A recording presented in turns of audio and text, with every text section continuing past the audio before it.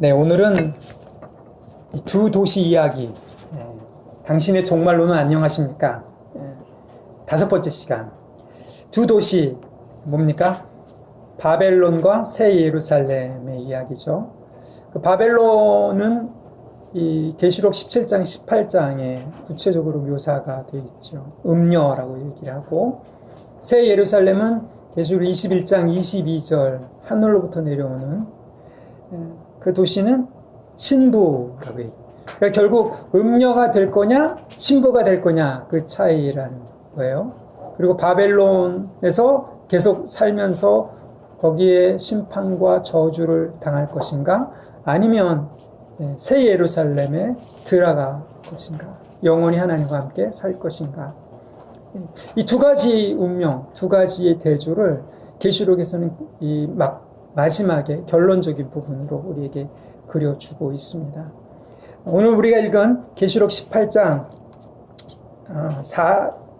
4절의 말씀은 내 백성아 거기서 나와, 그 바벨론에서 나와 그녀의 죄, 그가 아니라 여기는 여성 지시대명사요.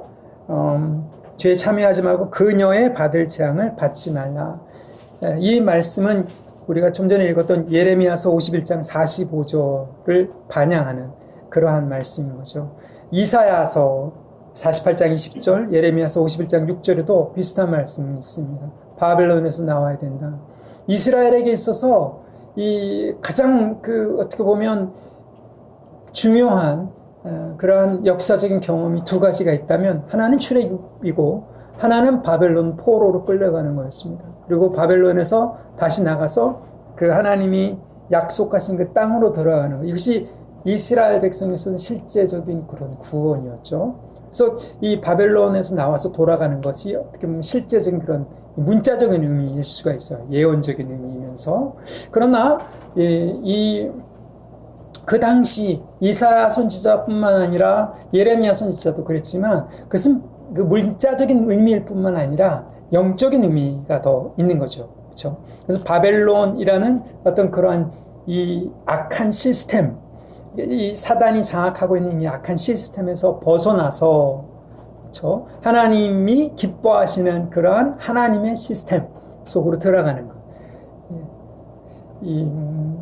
이 요한계시록 18장 뿐만 아니라 요한계시록 전체가 사실 이 바벨론이라는 상징, 새 예루살렘이라는 상징으로 우리가 쓰고 있는데요. 그러니까 이것은 바벨론에서 여기서 떠나라 했을 때는 뭡니까? 문자적인 그 얘기가 아니라는 거죠. 바벨론이 문자가 아니듯이, 그렇죠? 바벨론에서 떠나는 것 자체가 문자적인 그런 부분들이 아니에요.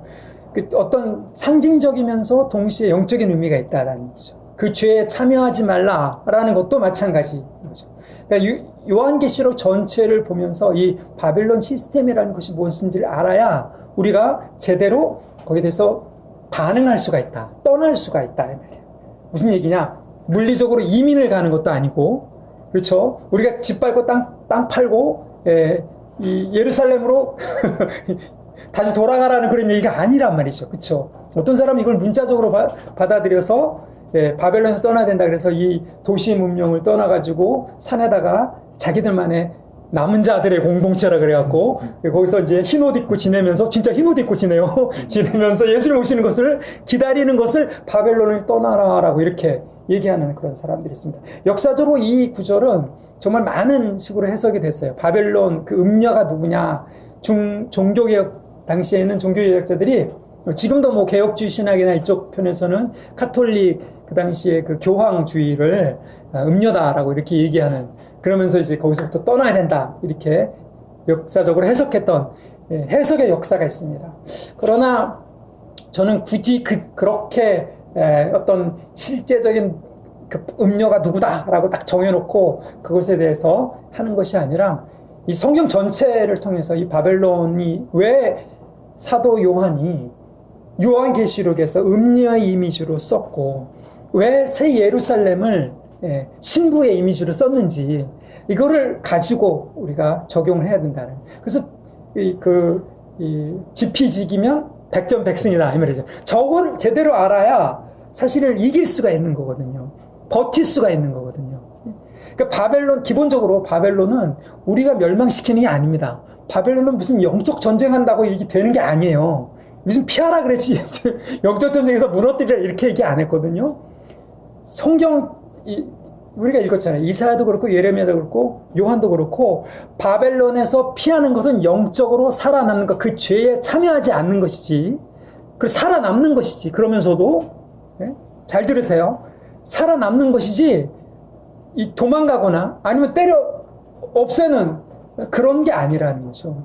바벨론은 내전으로 망하고 하나님께서 위에서부터 심판의 불을 지진을 내지는 심판의 불을 던지시기 때문에 멸망하는 그러한 이 세상의 지배 구조이지 우리가 바꾸거나 우리가 어떻게 뭐 도망가거나 그러는 게 아니라는 거예요. 그러니까 이런 상상을 하시면 돼요. 그러면 어떻게 할 거냐? 이건 마치 어떤 사람이 그런 비유를 썼는데 우리가 식사를 해야 돼. 근데 식사를 하는데 누구랑 해야 되느냐? 마귀가 있단 말이에요. 마귀랑 같이 식사한다라고 이렇게 생각하시면 돼요. 음식을 가운데 놓고 식사를 해야 되는데 요즘 우리 그 코로나 바이러스 때문에 식사할 때도 가까이서 못하게 하고 뭐 이렇게 자리를 이렇게 하잖아요. 왜 그래요? 바이러스가 서로 번질까봐. 그 음식을 놓고 마귀랑 식사를 할 때 어떻게 되겠습니까? 자칫하면 내가 그 음식을 먹으면서 잡아먹힐 수가 있단 말이죠. 그래서 그 속담에 마귀랑 식사를 하려면 숟가락을 긴 거를 가지고 와야 된다. 조심해서 멀리서 거리를 두고 먹긴 먹어야 되니까 먹어야 된다 이거죠. 조심해야 된다. 이런 그림을 가지고 생각합니다. 그러니까 바벨론을 도망치라 라는 거는 바벨론 안에 살면서 그 죄에 참여하지 않은 거. 여기 보면 내 백성아 이렇게 돼 있거든요. 하나님의 백성이 바벨론 가운데 있어요. 근데 하나님의 백성이 바벨론 가운데 있는 그 모습이 요한계시록 2장 3장의 7교회의 모습으로 나타나 있는 거예요. 그렇죠? 그러면서 그 바벨론 안에서 어떻게 예수 그리스도의 충성된 증인으로 살아남을 것인가, 이게 요한계시록의 이 전체적인 배경이에요. 거기서 이미 제가 지난주에 말씀드린 것처럼, 지지난주에 말씀드린 것처럼 하나님의 시나리오는 다 결정되어 있기 때문에 염려하지 말고 두려워하지 말고 버텨라. 믿음으로, 성도의 인내와 믿음이 여기 있다. 이것이 바로 사도 요한이 말하고자 하는 계시록에서의 도망치라 이 말이에요. 그리고 중요한 건 내 백성아, 그 하나님의 백성의 정체성을 유지하면서 바벨론 안에서 살아야 된다는 얘기죠. 이해가 되시죠? 근데 이 적을 잘못 알면 이 엉뚱한 이 반응이 나올 수가 있어요. 제가 군대에 의해서 죄송합니다만은 군대에서 정보부대에 있었어요. 정보부대에 있어서 뭐 정보부대 그러면 무슨 그 미션 임파서블처럼 뭐 탐 크루즈처럼 이렇게 막 딴딴딴딴 막 이렇게 해요. 하는 것처럼 네. 그런 걸 생각하지만 거기서 뭐였냐면 그 항공기 부품 이렇게 조달하는 사무식 그런 거 했었는데 그 정보부대는 뭐냐면 여러분 지금 우리나라는 남한과 북한이 대치되어 있기 때문에 24시간을 돌려야 돼요. 24시간 감청부대가 있고 항공사진부대가 있고 레이더부대가 있어요. 이런 건 군사기밀인가? 기밀도 아니에요. 근데 이제 24시간 항공기가 떠서 북한을 계속 찍어대요. 위성에서도 찍고 항공기로 날려서 찍어요. 그럼 항공기가 이거 찍을 때 그 찍은 것을 가지고 판독하는 사람들이 있어야 되는 거잖아요. 그 24시간 돌아가야 되니까 거기는 24시간을 부대가 돌리는 거예요. 예? 이 정보부대는. 제가 그걸 했다는 게 아니라, 그런데 거기서 이 포인트는 뭐냐면 이 정보부대가 찍어온 사진 중에 가짜 이 구조물들이 있어요. 가짜 부대, 가짜 포대, 가짜 전차, 이런 것들 말고 진짜가 움직이는 걸 봐야 돼요. 적을 제대로 분별해내야 이 진짜 적들이 어디다가 어떤 배치를 하고 있고 어떻게 움직이고 있는가가 상황 파악이 된다는 거죠. 우리가 제가 오늘 사실은 이 그림을 가지고 왔는데 이거를 다 할 수는 없고요. 그냥 간단하게 포인트만 정리해 드릴게요. 그 바벨론이라는 것이 도대체 뭐냐? 라는 것을 우리가 전체적으로 좀 깨달아야 되는데 17장, 18장을 다 봐야 되잖아. 그러면은 좀 너무 시간이 많이 걸리니까 바벨론은 간단히 말해서 이 짐승, 이게 적그리스도와 거짓 선지자, 그 다음에 이게 우리가 보통 말하면 거짓 삼위일체라고 얘기합니다. 그러니까 하나님을 대신해서 이 땅을 통치하려고 거짓으로 속여가지고 어떻게 보면 이 땅의 왕 같은 제사장인 아담을 속여서 자기 치하에 들어오게 만든 거죠. 그래서 창세기 3장 이후로는 모든 인류는 다 이 귀신의 소리, 마귀의 소리, 용의 소리, 거짓 소리에 민감하게 돼 있어요. 들을 수밖에 없어요. 그게 죄성이에요. 근데 용은 이미 묶였어. 하늘에서 쫓겨났어. 이미 심판과 저주를 다 받았어. 근데 이 용이 제거가 됐는데 하늘에서 내려와가지고 누구를 세우냐 하면 거짓 그리스도, 적 그리스도를 세워요. 그게 바로 짐승이에요.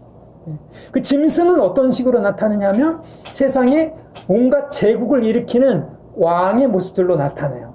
그래서 많은 사람들이 이거를 가지고 이 세대주의 쪽에서, 극단적 세대주의 쪽에서 적그리스도 짐승이 누구냐, 666이 누구냐, 네로부터 시작해서 히틀러가 됐다가 모태똥이 됐다가 스탈린이 됐다가 오바마가 됐다가 근데 이제 이해는 돼요. 왜냐하면 그런 어떤 제국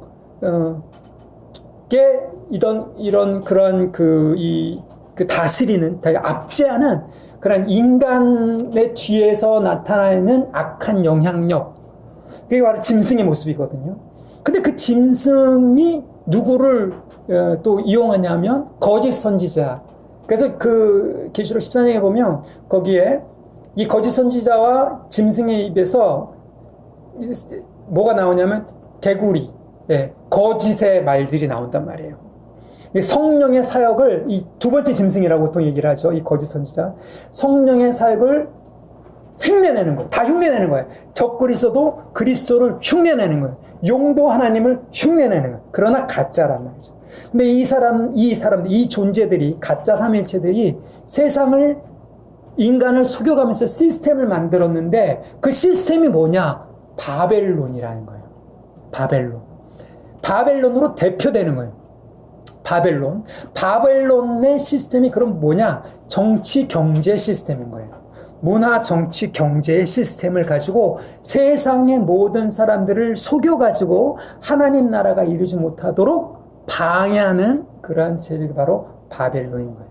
그러니까 바벨론은 말하자면 음녀인데, 음녀라는 건 뭐냐면 이 세상에 하나님께서 살도록 세상을 다스리고 하도록 하는 건데, 하나님께로 이렇게 영광을 돌리는 게 아니라 결국 그 이득이 누구한테 가냐면 그 다스림을 유지하게 만드는 짐승과 거짓 선지자, 두 번째 짐승, 이게 가도록 만들기 때문에 음녀가 되는 거예요. 그래서 세상의 모든 정치 구조, 경제 구조, 문화 구조가 이 바벨론이라는 시스템에 어떻게 보면 갇혀 있는 거예요. 그렇게 하도록 하나님께서 허락하신 거예요. 근데 더 중요한 건 뭐냐? 예수 그리스도가 이 땅에 딱 오시면서, 제가 그랬잖아요. 십자가에 죽으시고 부활하시면서 이 시스템이 금이 갔어. 무너지기 시작하는 거예요.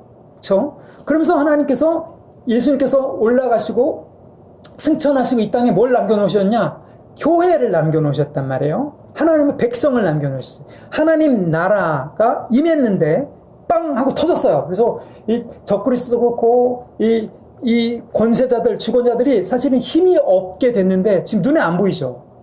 근데 마지막 심판 때까지 그냥 겉으로는 유지가 되도록 만드셨는데, 가장 중요하게는 교회를 세워놓으시고 그 하나님 나라를 계속 이 땅에 임한 그 하나님 나라를 계속 증거하도록 남겨놓으신 거예요. 그렇죠? 우리가 그래서 하나님의 백성으로 바벨론 안에 살고 있는 거예요. 자, 그러면 우리가 그럼 어떻게 살아야 되느냐? 바벨론에서 나가야 되는데, 이게 영적으로 나가야 되는데, 그 죄에 참여하지 말아야 되는 것인데, 그 죄가 뭐냐 도대체? 제가 그래서 오늘 그 죄에 대해서, 이 바벨론의 죄에 대해서 좀 얘기를 할까 합니다. 그 18장 거기 보면, 제가 왜 이 바벨론에 관심을 갖기 시작했냐면, 18장 7절, 보세요. 자, 5절부터 쭉 읽어보면, 제가 개역으로 읽겠습니다. 그의 죄는 하늘에 사무쳤고 하나님은 그의 불의한 일을 기억하신다. 이 하늘에 사무쳤다. 여러분 바벨탑 아시죠? 바벨탑 사건. 이 하나님의 대적해서 계속 탑을 쌓아 올리는 것처럼 이게 쌓아지는 거예요. 쌓아지면서 이게 딱 붙어 있는 그런 이 헬라어의 그 개념은 그겁니다. 하늘에 사무친 거예요. 계속. 예? 바벨탑이 쌓아져서 그 악과 죄가 쌓아 올려지는 겁니다. 그러니까 하나님이 그걸 기억하신다. 다 장부에 기록해놨다 이 말이죠. 그러면서 그가 준 대로 그에게 주고 갚아준다 이 말이에요. 그 행위대로 갑절을 주고 섞은 잔에 진노의 잔에 갑절에 섞어 그에 주라. 그러면서 7절 그가 어떻게 자기를 영화롭게 하였으면 보세요. 자기를 영화롭게 하고 사치하든지 그만큼 고난과 애통을 갚아주라. 그가 마음에 이르기를 그 다음에 한번 읽어보겠습니다. 시작. 나는 앉은 자요 과부가 아니라 결통코 애통을 당하지 아니하리라. 예, 이것이 바로 이 바벨론 음녀가 말하는 어떤 그런 부분인데 제가 이거를 읽으면서 이거 어디서 많이 들었던 문장인데 예, 이사야서도 분명히 나와요. 예, 그런데 교회 안에서 이런 소리 비슷한 소리가 들렸다는 거예요. 계시록 3장 보세요. 라오디게아 교회를 보겠습니다. 라오디게아 교회가 어떻게 보면 7교회 중에 가장 부유했다라고 물질적으로 그런 교회예요. 근데 차지도 않고 덥지도 않다 이런 얘기가 나오죠. 거기 보면 17절에 보십시오. 17절 한번 같이 읽겠습니다. 17절과 18절 같이 읽겠습니다. 시작. 내가 말하기를 나는 부자라 부유하여 부족한 것이 없다 하나 내 공부한 것과 가련한 것과 가난한 것과 눕는 것과 벌거벗은 것을 알지 못하는도다. 내가 너를 권하노니 내게서 불로 연단한 금을 사서 부요하게 하고 흰옷을 사서 입어 벌거벗은 수치를 보이지 않게 하고 안약을 사서 눈에 발라보게 하라. 여러분 이 라오디게아 교회는 뭡니까? 나는 부자라 부유하여 부족한 것이 없다. 그러나 실제는 공고하고 가련하고 궁핍하다. 나는 부자라 부유한 것이 없다. 이 지금 음녀가 말하는 나는 여왕으로 과부가 아니라 애통을 당하지 아니하리라. 비슷하잖아요. 그렇죠? 이 교회야말로 바벨론에 물든 교회라 이 말이에요. 그래서 거기에 옷이 사치했단 말이에요. 그래서 내게서 옷을, 그러니까 바벨론에서 옷을 사고 사치한 옷을 앞에 17장에 보면 알겠지만 화려한 옷을 입고 보석을 화려하게 치장한단 말이에요. 그렇죠? 사치스러운 어떤 그런 부분들을 지금 이 라오디게아 교회가 받아 먹은 거죠. 그렇죠? 영향을 받은 거. 그래서 누구한테 사야 되냐면 바벨론이 아니라 주님께 사서 흰옷을 입고 주님께 사서 눈이 벗겨져서 제대로 봐야 되고 주님께 사서 그런 연단한 그것을 사라 이렇게 얘기를 한단 말이죠. 여러분 이 라오디게아 교회뿐만 아니라 다른 교회도 마찬가지입니다. 이 17장 18장에 보면 바벨론 음녀가 하는 어떤 그런 일들 가운데 음행을 한다 그래요. 우상숭배를 한다 그러죠. 우상숭배는 동전의 양면인데 이건 뭐냐 하면 타협하는 거예요. 황제 숭배와 타협하고 그 우상숭배 이 세상의 어떤 그런 문화들을 끄집어다가 교회 안에다가 심어놓는 거. 두아디라 교회, 버가모 교회 이런 교회가 이세벨이라는 그런 거짓된 선지자, 여자 선지자를 가지고 거짓된 가르침을 교회 안에 풀어놓는데 그 안에 흰옷을 입고 사대교회도 흰옷을 입고 다니는 사람도 있고 사단이 깊은 것을 알지 못하는 사람도 있는데 여전히 영향을 받는 거예요. 그러니까 아까 제가 말씀드린 그 그림이에요. 마귀와 같이 식사를 하는 거예요. 바벨론 안에 교회가 살고 있는 거예요. 자, 그럼 바벨론이 그럼 뭐냐? 음료가 뭐냐? 아까 제가 말씀드린 정치 경제 시스템인데 이 핵심이 뭐냐면 그녀가 입고 있는 그 옷과 그 치장하는 것에 있습니다. 거기 보십시오. 17장 다시 가겠습니다. 3장 17장 3절 4절을 보면 성령으로 사로잡혀서 이제 이 바벨론에 대한 환상을 봅니다. 17장 18장은 사도 요한이 그러면서 여자가 붉은빛 짐승을 탔다. 이게 뭐예요? 붉은빛 짐승은 뭐 짐승 이것은 앞에 말하는 적그리스도죠. 그러니까 정치적으로 권력을 잇대어서 타고 있는 거예요. 표면적으로는 안 보이죠. 그러나 위에 타고 있는 것은 그 여자란 말이에요. 바벨론. 근데 그 짐승의 몸에 찬란한 이름들이 새겨지고, 그래서 4절에 보니까 그 여자는 무슨 옷을 입어요? 자줏빛과 붉은빛 옷을 입고. 왜 그래요? 성도들을 죽여가지고, 그쵸, 압박해서 그 피에 물을 들인 거예요. 그래서 흰 옷이 아니라 자줏빛 옷을 입는 거예요.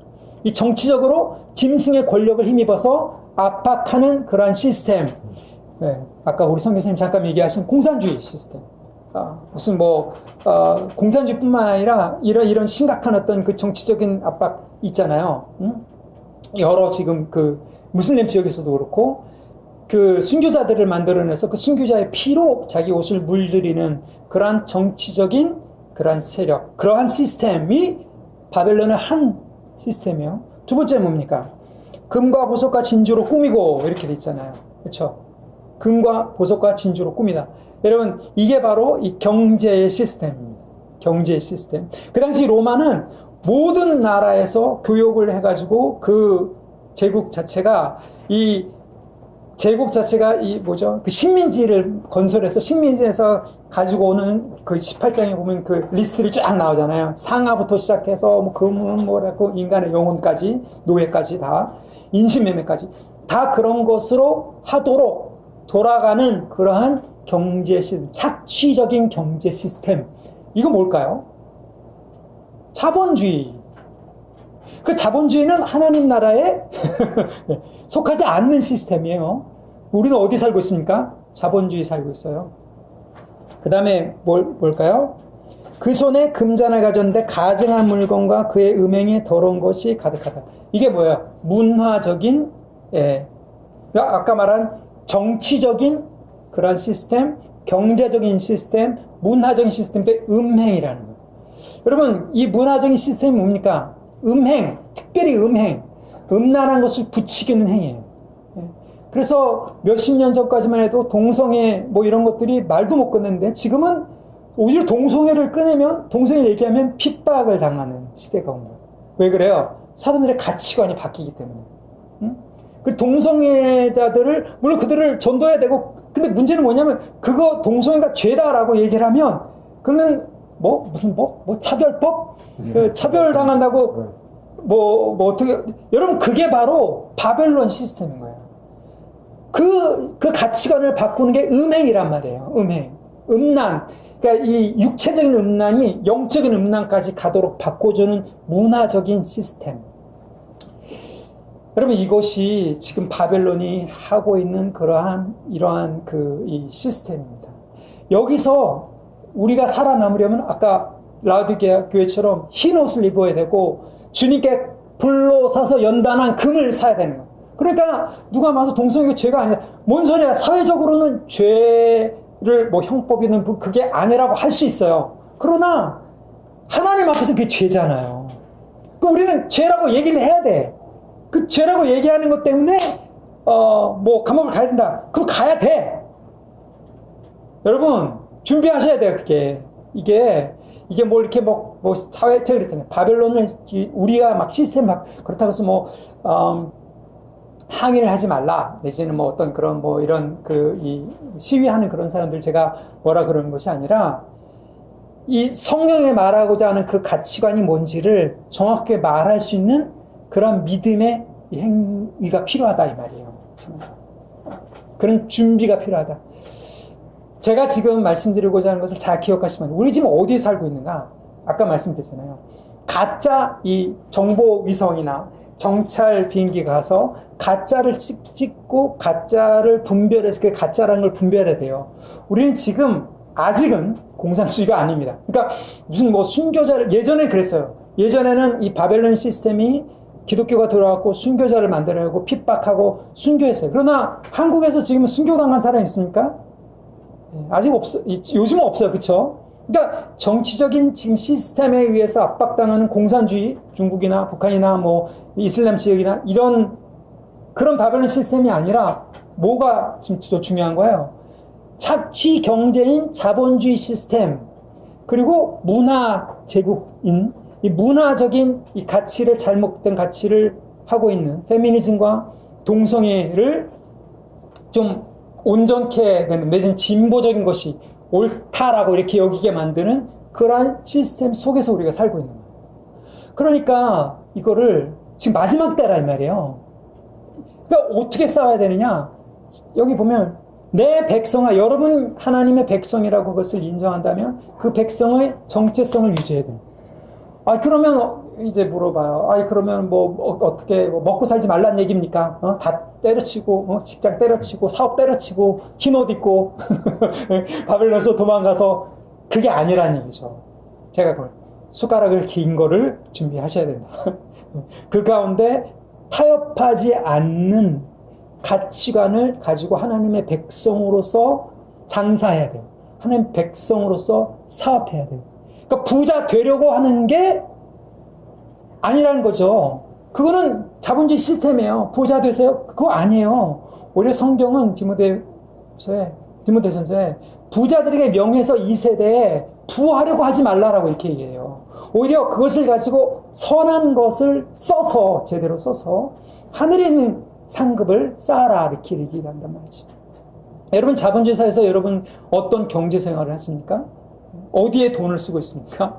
어디에 그러니까 이 사람들이 착각을 하는 거예요. 그러니까 자기가 사업을 해서 성공하고 돈을 많이 벌고 그럼 하나님 주신 축복, 하나님 주신 축복이 맞을 수도 있어요. 조건이 하나 있어요. 언제 그게 하나님의 축복이냐? 그게 제대로 쓰여진다고 했을 때. 근데 사람들은 자기가 받는 거는 축복이고 나가는 거는 축복이 아니라고 생각해요. 나가는 게 제가 뒤집어서 생각을 해야 돼요. 여러분이 쓰는 것에 있어서 나가는 게 축복으로 나가지 않으면 받는 것도 축복이 아닐 수가 있어요. 하나님 주신 축복이 아닐 수가 있다는 거죠. 교회도 헌금을 어디다가 쓰는지가 먼저 결정이 되는 상태에서 헌금이 많아지는 것이 축복이지. 일단은 헌금을 많이 거둔 다음에 그 다음에 쓸 때를 이렇게 결정해서 만약에 헌금이 줄면 쓸 때를 줄이는 거, 이게 자본주의 시스템이에요. 그래서 많은 교회들이 자본주의 시스템으로 교회를 경영한단 말이죠. 하나님 시스템이 아니에요. 그래서 라오디게아 교회처럼 되는 거예요. 부유한 것 같아. 많은 것 같아. 근데 막상 나가는 걸 보면, 쓰는 거 보면 다 자기를 위해서 쓰고 자기 단체, 자기 건물, 자기 조직을 유지해서 쓰지, 실제로 하나님의 나라와 하나님의 백성, 하나님의 이 선교가 쓰여지는 그곳에 쓰여지는 이 우선순위가 되지 않는 거예요. 그거는 개인적으로도 마찬가지입니다. 개인적으로도. 여러분한테 도전하는 거예요. 이 땅에서 내가 차, 집, 어느 정도 이 땅에서 좀 이렇게 안정적인 그 생활을 한 다음에 그 다음에 남은 거 가지고 하나님께 선교하겠다. 절대 그런 일은 없습니다. 그렇게 생각하면 그런 날은 오지 않습니다. 그건 하나님이 제가 볼 땐 그렇게 기뻐 받으시지 않으십니다. 이렇게 말하면 좀 심하다 이렇게 얘기할 수도 있겠지만 그렇습니다. 그게 지금 계시록에서 말하고자 하는 바벨론에서 그 죄에 참여하지 않는. 두 번째, 문화적인 가치. 그러니까 우리의 전쟁터는 지금 정치적인 어떤 그런 이 압제 세력이나 이것에 대해서 대항하는 것이 아니라 경제적이고 문화적인 이 속임수, 거기에 참여하지 않는 문화적인 가치관. 이 세상 사람들이 말하고자 하는 어떤 그러한 가치관 속에 빠져들지만. 그래서 여러분, 제가 몇 번을 강조하잖아요. 인터넷 많이 보지 마세요. 인터넷 댓글들 특히. 거기에 이 쏟아 부어지고 있는 온갖 이 혐오 발언 뿐만 아니라 잘못된 가치관들, 이런 것들이 말씀에서 흘러나오는 그런 가치관과 충돌이 많이 일어나고 있는데, 많이 일어나야 되는데, 말씀에 대한 말씀에서부터 흘러나오는 그 가치관이 훈련이 안 된 상태에서 인터넷에서 쏟아지는 그런 가치관들을 계속 받아들이게 되면 나도 모르게 이렇게 되는 거예요. 나도 모르게 이 바벨론이 이 음녀가 입고 있는 옷, 음녀가 치장하는 치장, 음녀가 들고 있는 그 잔, 이것을 들게 되는 거예요. 라오디게아 교회처럼, 버가마 교회처럼, 두아디라 교회처럼 그 안에 스며들어오는. 여러분, 이 2장 3장에 나오는 7 교회는 계시록 전체를 푸는 하나의 열쇠입니다. 거기서 나가고 있는 경고와 그 배경들, 그 약속들이 사실은 계시록 마지막에 다 나와요. 바벨론이 당하고 있는 모든 고난과 재난과 이 어떤 그러한 바벨론의 특징들이 살짝씩 이 에베소 교회부터 라오디게아 교회까지 다 비춰져 있단 말이죠. 그것을 우리가 어떻게 그럼 구별할 것인가? 오늘 제가 말씀드린 이 핵심은 그겁니다. 4절에 그의 죄에 참여하지 말고 그가 받을 재앙을 받지 말라. 바벨론의 특징을 알고 바벨론에 받는 재앙의 그 운명, 바벨론이 가고 있는 그 길을 정확하게 본다면 그 죄에 참여하지 않을 수 있다. 그럼 바벨론의 그 특징이 뭐냐? 정치적인 압제 체제, 경제적인 착취 구조, 문화적인 왜곡, 이러한 모든 것들이 지금 세상에 만연하고 있다. 거기서 우리가 어떻게 살아남아야 될까? 무엇이 바벨론이고 무엇이 새 예루살렘, 무엇이 온전한 신부로 만드는 것인가? 여러분 흰 옷을 입고 싶지 않으십니까? 바벨론이 입고 있는 이 사치스러운 옷, 이 붉은 옷 내지는 사치스러운 옷이 아니라 흰 옷을 사서 입으십시오. 그러려면 우리의 경제생활이 지금의 삶보다는 훨씬 더 단순해져야 되고 훨씬 더 이 쓰여지는 곳에 지출에 하나님의 은혜의 지출 쪽으로 많이 방향이 잡혀 있어야 되고 지금 우리가 하고 있는 문화생활의 이 인풋보다는 하나님의 말씀, 하나님의 가치관의 인풋을 더 많이 받아들여야 되고 그렇잖아요. 그래서 그 죄에 참여하지 않아야 됩니다. 그래서 저와 여러분이 하나님 앞에 온전한 이 계시록 22장에 나오는 순결한 신부로 사도 바울도 그런 얘기를 했죠.